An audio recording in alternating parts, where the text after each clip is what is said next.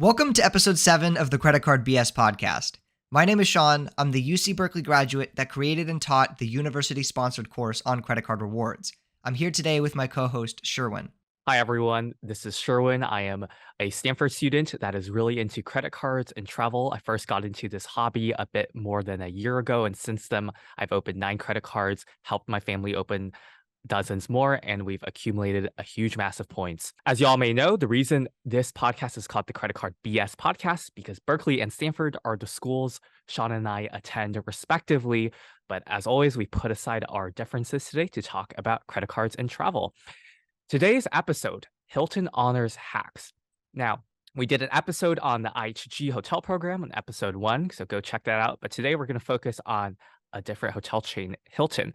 Now, my general take about Hilton's loyalty program is that it's not the top tier one that I would say for Hyatt, but it is a lot more hackable with credit cards. And if you can open the right cards and play the right strategy, it's much easier to get a lot of value, even if you don't travel that much or stay that many nights in a hotel. Sean, what do you think? Yeah, I pretty much agree with that completely. I think Hilton, overall of the big four, their status is definitely the weakest, but it is 100% the easiest to earn.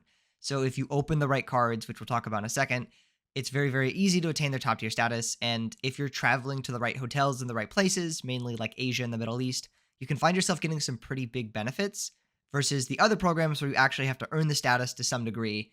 Hilton's the only one that you can just easily attain top tier status with a credit card. Yeah, so I think we should just jump right in and talk about the various statuses you can earn with credit cards. As Sean mentioned, I personally think you should not bother trying to stay the requisite number of nights to earn these statuses. Rather, you should just open the credit cards that come with the status. So, Sean, do you want to give us a quick rundown, different statuses? Yeah. So Hilton Honors base tier is silver. Now this is interesting because you can actually get this by opening the no annual fee Hilton Honors credit card. It's pretty amazing that you can get hotel status by opening a no annual fee credit card. We don't see that very often. Now it's not a very good status by any means. The only benefits you get are free bottled water. Oh my God. Oh, I'm shocked. And the only legitimate benefit is you get fifth night free. And this is interesting because any Hilton status at all grants you fifth night free on award stays. And this is going to be very important because this is something that will help you actually get value out of your Hilton points. So if you book 4 nights, you can get the fifth free, or they'll just, take whatever the cheapest night is off. And so, that stretches your points value fairly decently. And so that's going to be pretty important. The next tier is gold status. Now, this is where it gets a bit more interesting because with gold status, you're actually eligible for room upgrades. And then this is where you are able to get breakfast, kind of, depending on the region you're staying in. So if you're staying within the United States, you get a breakfast credit, or a dining credit, I should say, that varies depending on the brand, and it's for up to 2 people. The most expensive credit you'll get is at Waldorf, Conrad, or LXR, where you'll get a $25 credit per person for up to 2 people per day. So that could be somewhat decent, but if you're staying somewhere like in Asia or the Middle East, you'll get continental breakfast, and that will vary depending on how the hotel implements it. Gold status you can get with the Hilton Surpass credit card or the Hilton Business credit card. Now, the top tier status, which is Hilton Diamond status, this is the most interesting for sure. So you can get this by holding the Hilton Aspire credit card, which is a $450 annual fee. And there's other benefits of the card we'll talk about in a second. But the benefits of Diamond, you get 100% boost on your points, bonus points. So like whatever your base points are, I think it's 10x per dollar. You're earning another 10x on whatever spends you do at a Hilton property. And then you're also have the top eligibility or priority for upgrades.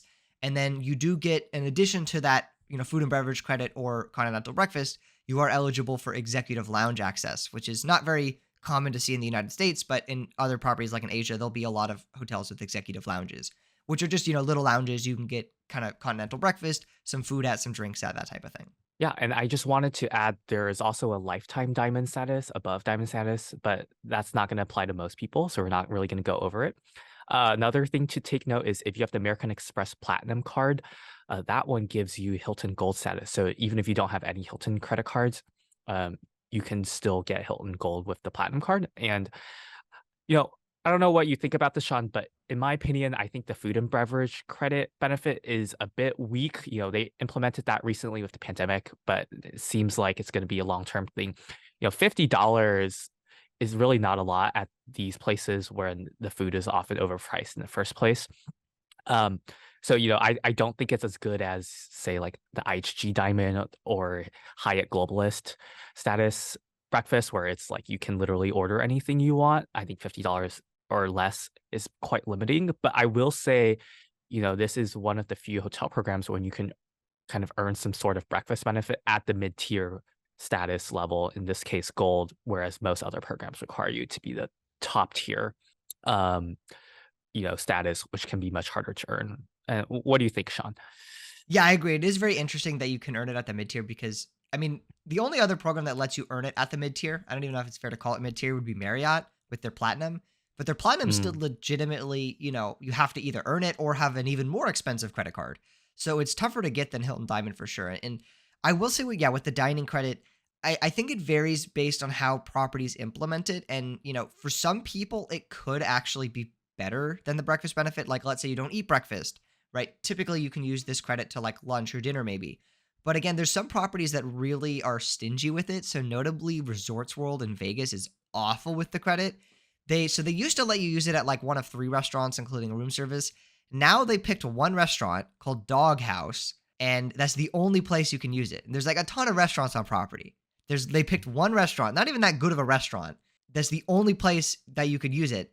And and then even if you're like staying in there on like FHR or something and like trying to stack it, they don't even give it to you too as well. So like a lot of properties are kind of stingy with this credit. I think yeah, the breakfast benefit, like having an actual breakfast benefit is so much better. So I've stayed in like the Waldorf in Dubai in the International Financial Center, and even though like I was only supposed to get continental breakfast, they gave me a full buffet, anything I wanted off the menu. Didn't even like it wasn't even like, oh, you could only order one dish. They're just like, oh yeah, whatever you want, all on us because you're diamond. So in other yeah, that's really countries, nice. Because internationally, this food and beverage policy, I think, is more like you can have entire full breakfast the way it was before they changed it. However, I have read things that said Hilton is seeking to expand this food and beverage credit abroad, and I think it would be very unfortunate. But that seems like the direction they're going, perhaps just because of how easy the status is to earn. But the other benefit I think we should briefly discuss is like the room upgrades. From what I've read online, Hilton does not seem as generous with upgrades and suite upgrades as, other, brands like Hyatt. I don't know if it's a factor of, just more people having status with Hilton because it's easier to earn with credit cards, or because of their terms, which, they define upgrade as just like subject to availability, whereas like, Hyatt, if they have a suite and you're a globalist, they have to give it to you. Hilton is more just like subject to availability at the hotel's discretion. So, I mean, Sean, do you have knowledge or experience about this? yeah. So I've stayed. The only Hilton I remember staying at international. I've stayed at two Hiltons internationally. So both in the UAE. One is the Conrad Abu Dhabi, and one is the Waldorf Dubai International Financial Center. And I've stayed at several Hilton properties in the US and one in like Mexico. And yeah, I will say definitely when you go to like Asia or the Middle East, you're gonna have significantly better upgrade ability and upgrade odds.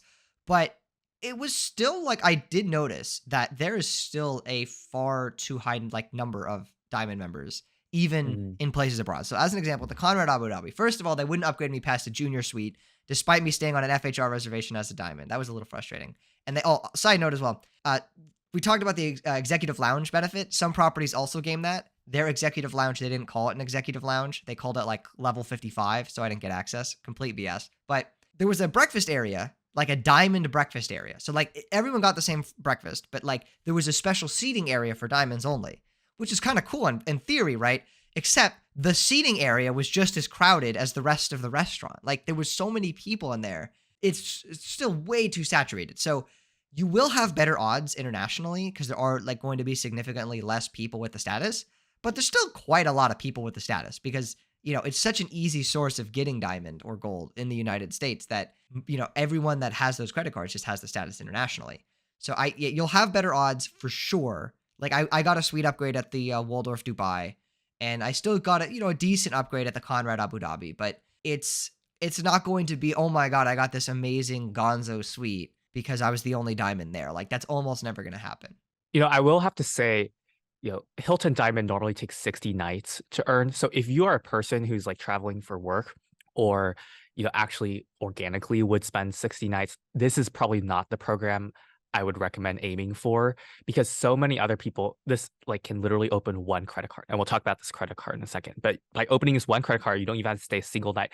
You get automatic top tier diamond status, right? So that kind of sort of waters down the benefit. So it's good or bad depending on your perspective. If you are an actual traveler that puts in nights, it's bad for you.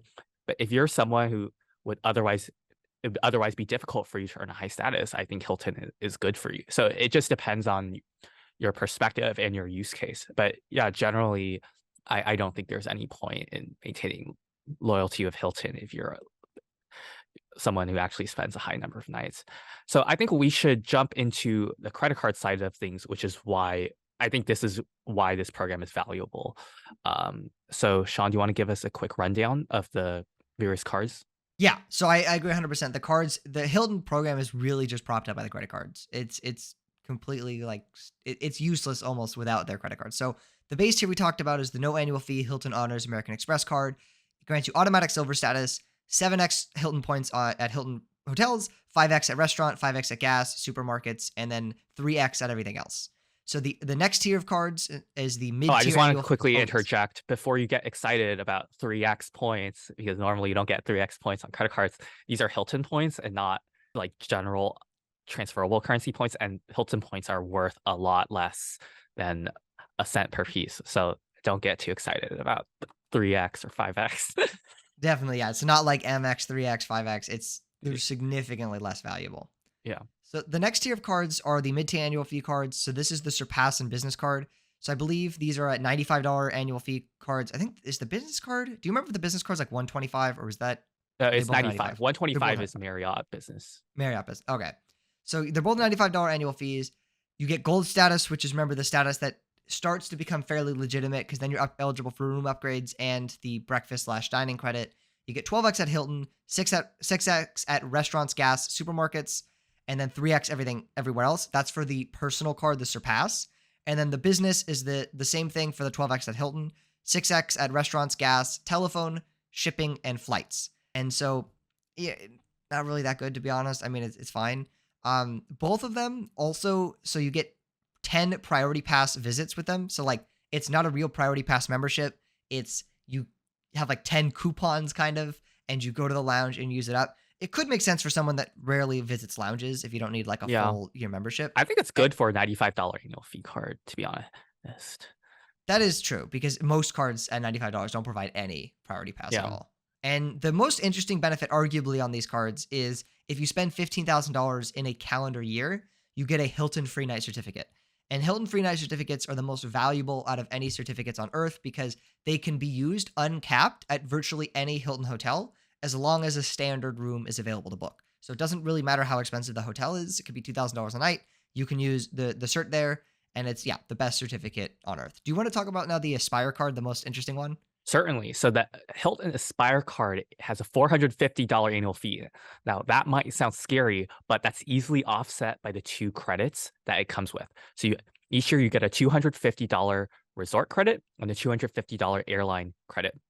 The airline credit is supposed to only be used for incidental fees, but there are numerous data points online of how to use this credit for things like airfare, and so, we're not really going to go into that much detail, but this information is freely available. So you can almost treat it like cash toward airfare in some instances. There's also a $250 resort credit. So there are a number of Hilton properties labeled as resorts, and any kind of charge, whether it's a room rate or like an incidental food and beverage charge, as long as it's charged to your room and you're paying for it on the property, that $250 credit will go toward that. So, you can't do a prepaid booking, but most flexible bookings that you're paying at the hotel, which is what I would recommend anyway, would count toward that as well as any other incidental spend. So between the $250 resort credit and the $250 airline credit, that's already $500 in credits that already offsets the $450 annual fee. Additionally, if that weren't good enough, you get an automatic free night certificate each year without having to do any spend on the card just by paying the annual fee, you get that certificate. And as Sean mentioned, these are the world's most valuable hotel certificates. Sean, why don't you give a few examples of properties that one can redeem these certificates at? Yeah, so one that two of them I've used myself. So one is at the Waldorf Astoria Beverly Hills. So that's $1,000 a night hotel. More notably, I did the Waldorf Astoria Cabo. That is like a $1,600 a night base rate hotel. It's like 2,000 after taxes. Just an absolutely wonderful place, phenomenal redemption. I don't understand why people are paying cash because most people are paying cash there. And so amazing places. You could do Waldorf Astoria Maldives, Conrad Maldives. There's no shortage of luxury properties. Hawaii, Waldorf Astoria Maui. There's a lot of Hilton has a fairly good amount of top tier luxury properties, especially in the Waldorf Astoria side. So there's a lot of really, really good redemptions. And what's also really cool about this certificate, it doesn't like a lot of these hotel cards, you only earn the certificate 1 year after holding the card. This one you hold the year you open the card as well. So once you open the card, if like 8 weeks, 10 weeks later, they deposit the certificate into your account. You don't have to wait till the anniversary. So that like is really, really nice because usually you have to like rely on the sign up bonus to kind of pay off the card annual fee the first year. This one though, you're already getting benefits even without the sign up bonus. Yeah, and I think it's just so amazing because other certificates from other hotel chains like Hyatt, IHG, Marriott usually cap you at a number of points value, but this one is literally unlimited. Anything that's a standard room reward, even if it costs like 120,000 points a night, can be you can use it at any of these properties. There is a small list of exceptions, but general that's a very narrow list, and most of the high value ones you are able to use that. And Yeah, I don't ever remember it's seeing a high value, like a super aspirational property even on that list of restrictions. It was all like random places I wouldn't even want to stay at. Yeah, so generally that's not an issue. And the fact that you could use this certificate at a night that costs $1,000 or $2,000 and you get that certificate from a card that comes with a 450 annual fee is just insane to me. Not even mentioning the $500 of credits you're getting. This is probably the best hotel credit card out there, in my opinion. And not to mention, we already talked about you get diamond status with this card automatically by holding it. And again, not many credit hotel chains will let you get the top tier status just by holding the credit card, but Hilton is one of them. So very solid card. I also want to mention that on this card you earn 14x points at Hilton. So if you think about it, let's say you're spending cash at a Hilton property and use this card to pay for it, you get 10x points as the base earning from the loyalty program, another 10x points for being a diamond status from having this card.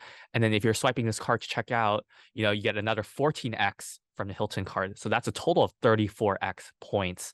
Plus, oftentimes you can stack with different promotions you have. So it's a pretty solid return on spend. Again, it's not going to be 34% because Hilton points are not worth as much, not even a penny each, but 34x is still a solid return on spend, in my opinion. Yeah, I agree. I think and it's also nice because when you're spending that $250 resort credit, that is points earning as well because you're still doing the spending, even though Amex is like footing the bill for that 250, you're getting the points on that. So even if you're not spending a ton of cash, that's still like a little bit of a rebate you're getting on your already resort credit rebate. So it's a very, very nice multipliers. And this is the most, powerful hotel card on earth. And what's really cool is you can actually hold multiple of these cards. So if you apply for let's say you open the no annual fee Hilton card and the Hilton Surpass and the Aspire, after 1 year of holding the lower tier cards, you can upgrade them into the Aspire card. Now, usually there's no bonus for doing so. You may get targeted with one, but don't expect it. And remember to get the Aspire card first because once you upgrade to the Aspire card, you can never earn the sign up bonus on the Aspire card. So you want to apply for it directly first, earn that sign up bonus before upgrading to it. But you can, have as theoretically up to probably 5 Aspire cards because that's the maximum amount of credit cards Amex will let you hold. Credit cards, not charge cards. And so you can hold multiple of these. I hold multiple of them. I hold 2. By September, I'm going to hold 3. I'm debating on getting to 4 on that. And I'm going to have my player 2 open as many as she can. It's such an overpowered credit card. To me, it makes so much sense to just keep opening them because the certificate, the airline credit, the resort credit, they're all pretty easy credits to use, at least in the current state. So it is absolutely a phenomenal card. Yeah, and we got so excited about all these perks. I even forgot to mention that the card comes with a full priority pass membership. Not Oh, not yeah. that we are short of those from other cards, but it's still a nice perk, and a good keeper. So I mean, I think the way to play this is as Sean mentioned, make sure you open the card before you upgrade to it because of Amex's once in a lifetime rule for sign up bonuses. So what I would do is I would open the Spire card, I'd open the Surpass card, and open the no annual fee card. Now on the Surpass card, I would spend 15K to get a certificate. Then on the Aspire card, I also have the certificate from when I opened it. Then I would upgrade the Surpass card to the Aspire card, and then I would get another certificate from doing that. So now I have 2 Aspires and a no annual fee card. And then you can upgrade that no annual fee card up to a Surpass and then to an Aspire or directly to an Aspire. So you can get, a lot of value. And oftentimes they will give you upgrade bonuses. I've seen something like 150,000 points for spending $4,000 when you upgrade Surpass to Aspire. So if you get targeted for those, you get more points. But definitely make sure you have the card first and get that bonus before you upgrade another card to it. And there's also one other super big brain play you can do if you want. So if you open, let's say you were to open these cards in around, let's say like December 1st or something, or maybe like November, December. If you upgrade the card, it depends on how long you hold them. So if you're planning to upgrade exactly at year one, then this won't apply to you, or it still kind of will. But if you're planning to upgrade exactly at once you reach year one, it won't work. But let's say like you have these cards, you've opened them up, but for whatever reason, you don't want to upgrade them on the like after year one, you want to wait one other year.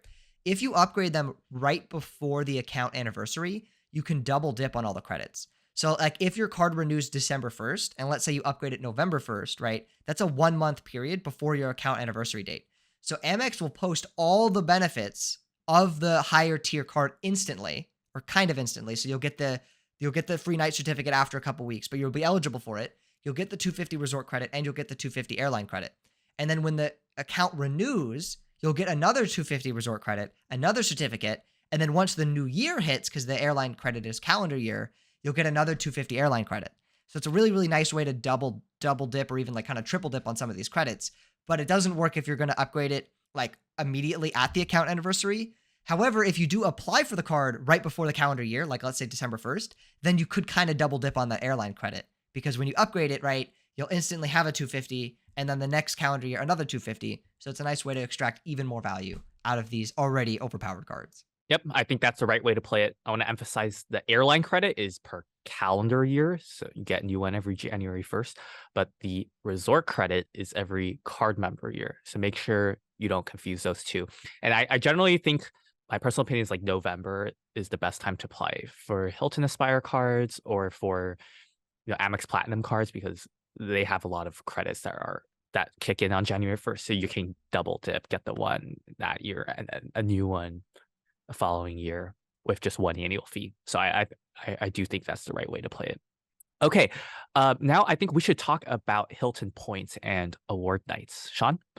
Yeah. So one cool thing about Hilton in general, similar to Hyatt, is that on award nights, you don't have any resort fees. So Marriott and IHG, they charge you these BS resort fees even though you're staying on points, which is really annoying. It's really not like a good practice.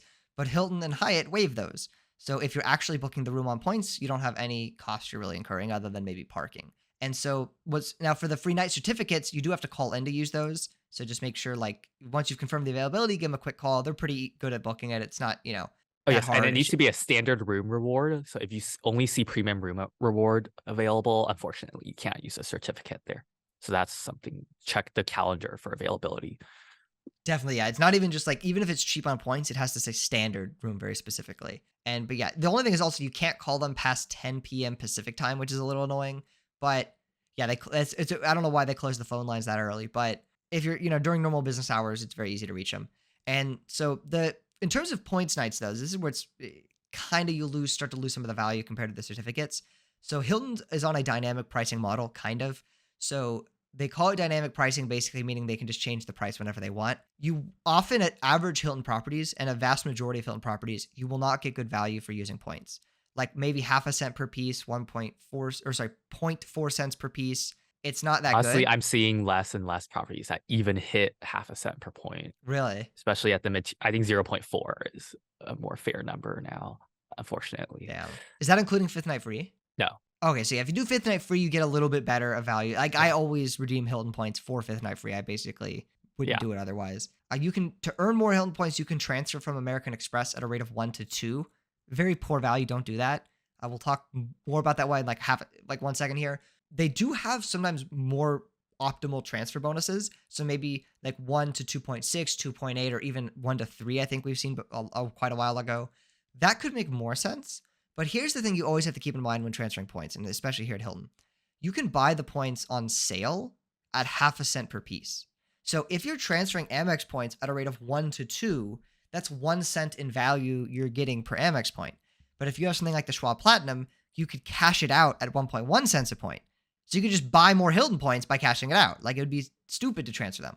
So now if you're doing it at like 1 to 3 or something, then the value's more nuanced. You're getting 1.5 cents per point, and there's not, then you could actually make an argument to do it if you're then continuing to get outsized value with your Hilton points. So it I mean, I still depends think the there. opportunity cost of being able to transfer those points to airlines and getting much better value is significant. So even at 1 to 3, I'd be hesitant unless there's some like redemption I'm eyeing and I'm just trying to top up to get there because I already have that points balance. But otherwise, not really for me, my opinion.